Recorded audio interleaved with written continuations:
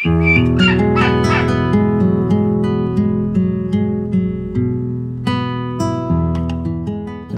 این آب و خاک همچنان در ولسوالی چشت شریف هستیم و در قریه زیبای تگاب غزه.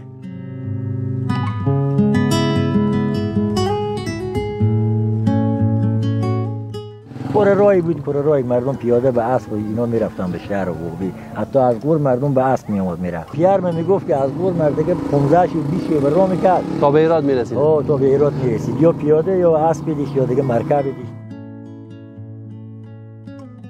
کشور عزیزم افغانستان خیلی زیبایی ها رو در دل خود جای داده.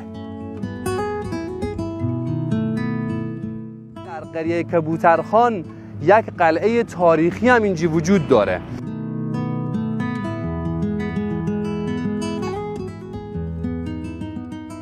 آب و خاک، جمعه شب ساعت 8.